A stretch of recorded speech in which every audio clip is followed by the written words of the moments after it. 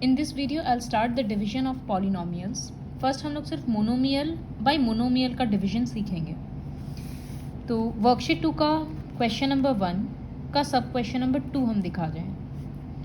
-35x⁴ by -7x³ ये divide करना है. तो डिवाइड करने के लिए हम लोग क्या करेंगे, बाई करके लिखते हैं. जिस हिसाब से वैसे लिख दिए.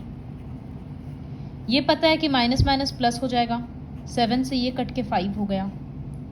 अब पावर का क्या करें, तो ये तो ऑलरेडी पता है कि पावर सब्ट्रैक्ट होता है डिवीजन में.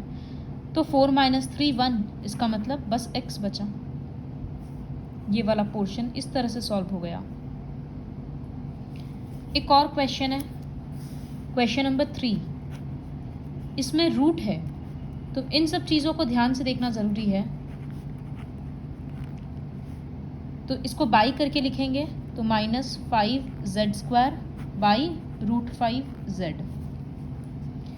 तो अब ये तुम लोगों को समझना होगा कि किसी भी नंबर को हम लोग 2 बार रूट में लिख सकते हैं.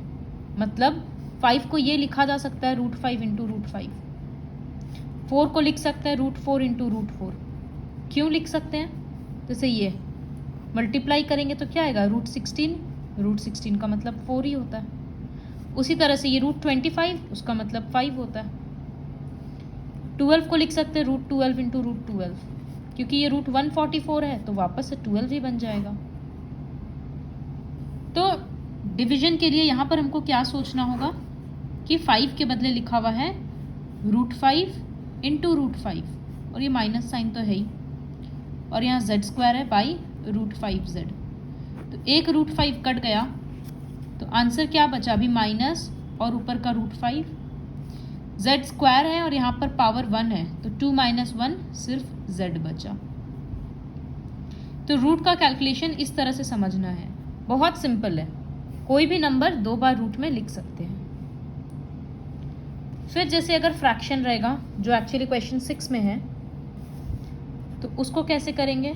3/4p² by 4/3p². तो ये तुम लोगों को ऑलरेडी पता है. सबसे पहले तो बाई करके लिखेंगे. p² कट गया. अब नंबर्स तो रेसिप्रोकल होकर आएगा, वो खुद से करना.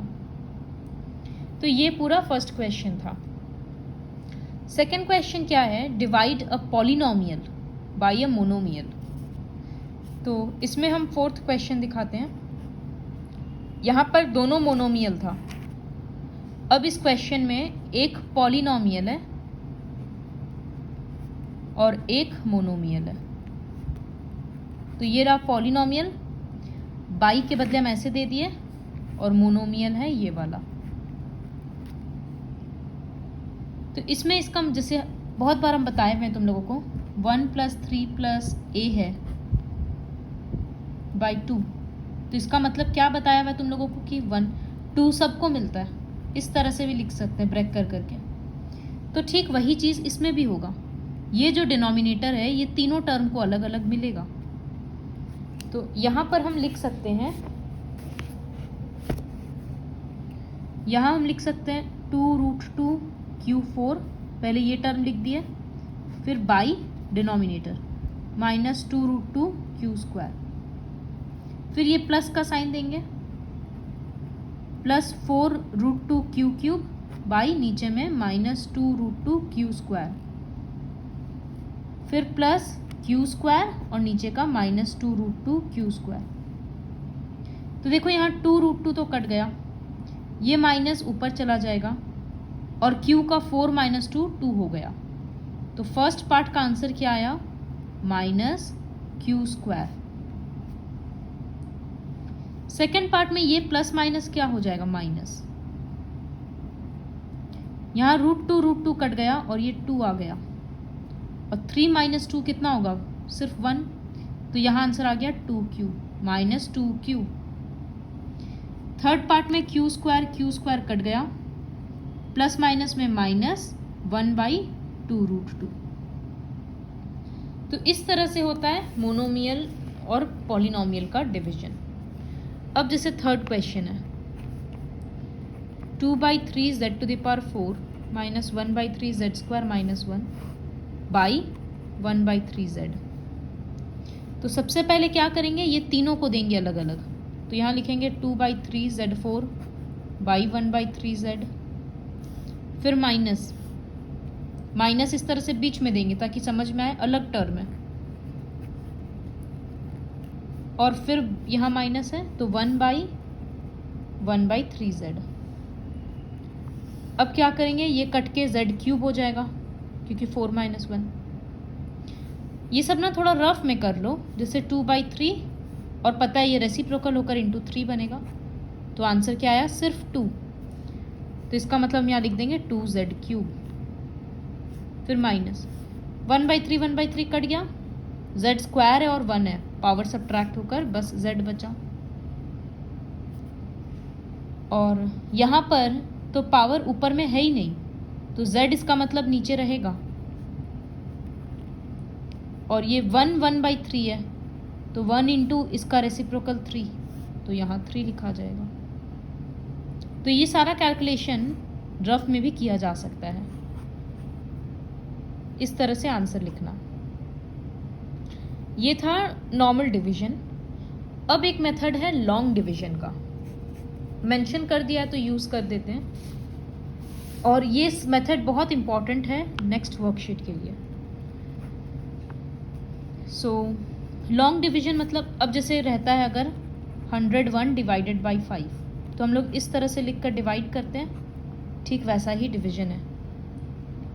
तो यहाँ पर बाई 2z है, तो इसका मतलब 2z डिवाइज़र है, इस तरह से डिवाइड करेंगे। यहाँ लिख रहे हैं 5z³ minus 6z² plus 7z। अब क्या करना है, सबसे पहले टर्म्स को डिवाइड करो। तो साइड में क्या लिखेंगे, 5z³ बाई 2z, ये डिवाइड करेंगे। क्योंकि इसमें हम लोग क्या करते हैं, 1 छोटा है तो 10 ले लेते हैं, 10 को डिवाइड करते हैं ना, 2 आता है इस तरह से, तो यहाँ 2 लिखते हैं। ठीक वैसे ही इसका फर्स्ट टर्म और ये डिवाइड करेंगे। डिवाइड करने से z का क्यूब है और 1 है, तो ये तो स्क्वायर हो जाएगा। तो आंसर क्या आया, 5/2z²।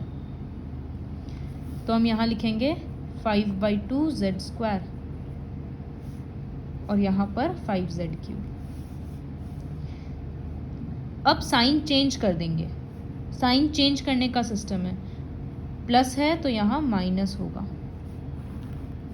तो ये +5 - 5 कट गया।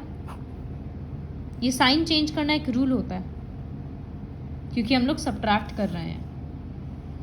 अब क्या बचा, नेक्स्ट टर्म उतरेगा ये वाला, तो हम लिख रहे हैं -6z²। अब -6, एक्चुअली इसको भी साथ में लिख दो।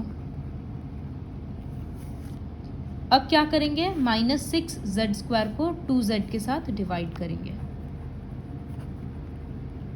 तो ये कट के पावर 1 बचेगा और यहाँ 3 बचेगा।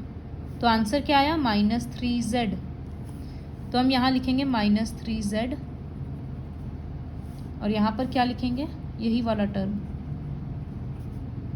अब ये माइनस है ना, इसका साइन चेंज करके छोटा सा प्लस दे देंगे, तो +6 - 6 कट गया, 0 हो गया। अब यहाँ लिखेंगे 7z। 7z और 2z को डिवाइड करेंगे। याद रखना कि किसको ऊपर रख रहे हैं। 7z/2z, z कट गया, आंसर आया 7/2। कोई साइन नहीं है मतलब प्लस है, तो +7/2 और यहाँ लिखेंगे 7z। साइन क्या रखेंगे, यहाँ प्लस है तो माइनस। साइन चेंज करना क्यों ज़रूरी है, क्योंकि सब्ट्रैक्ट कर रहे हैं। +7 - 7 कट गया, 0। नीचे वाले टर्म में हम लोग हमेशा नया वाला साइन कंसिडर करेंगे, मतलब यहाँ -6 और -6 को -12 मत लिखना। हम लोगों के लिए नंबर है इसका -6 और इसका +6, तो इसीलिए 0 हो रहा है। अब जैसे अगर नंबर होता है 111 डिवाइडेड बाई 5, तो हम लोग क्या करते हैं, 11 ले रहे हैं तो यहाँ 2 लिखते हैं और यहाँ क्या लिखते हैं, 5 × 2 10, फिर माइनस करते हैं ना, ठीक वही काम देखो हम यहाँ पर भी किए। पहले हम देख लिए कि किससे आंसर आ रहा है। हम लिखे यहाँ पर 5/2z²। तो इसके लिए हम 5z³ यहाँ क्यों लिखे आंसर में, क्योंकि इन दोनों को मल्टीप्लाई करेंगे तो 5z³ ही आएगा। जैसे 5 × 2 को करने से 10 आया तो यहाँ लिखे, ठीक उसी तरह से इन दोनों को मल्टीप्लाई करने से जो आंसर आएगा वो वहाँ लिखाता है। एक और एग्जाम्पल से समझाते हैं। सपोज क्वेश्चन है इस तरह से दिया हुआ। और एक चीज़ याद रखना कि ये हमेशा स्टैंडर्ड फॉर्म में होना चाहिए, सारा पॉलिनोमियल, यहाँ पर भी और यहाँ पर भी।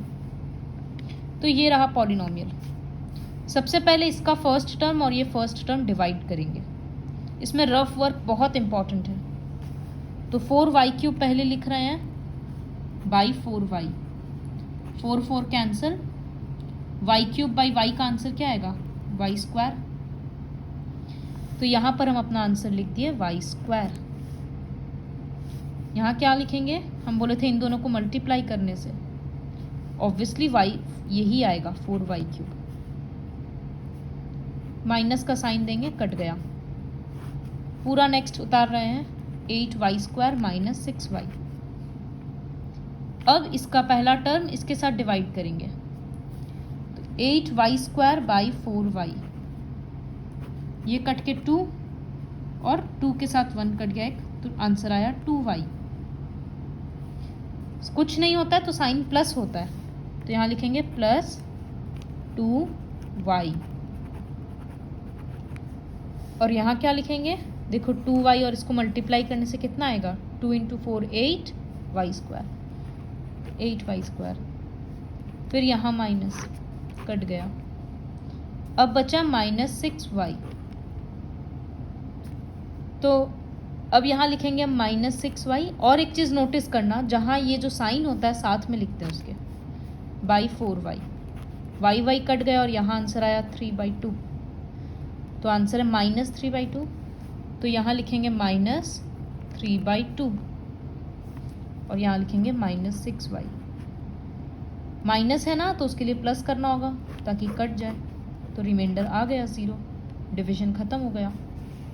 तो कोशेंट कितना आया, ये ऊपर वाला y² + 2y माइनस 3/2 और रिमाइंडर आया 0। देखो इसी को बोलते हैं लॉन्ग डिवीजन। बुक में यही सेम क्वेश्चन इस तरह से डिवाइड करके किया है, लेकिन हम ये मेथड क्यों दिखाना चाह रहे हैं, क्योंकि नेक्स्ट वर्कशीट में यही मेथड काम आएगा। तो ये जो बाई लिखने का कंसेप्ट है, इस तरह से लिख रहे हैं, फिर कोशेंट लिख रहे हैं, इसको अच्छे से प्रैक्टिस करना है।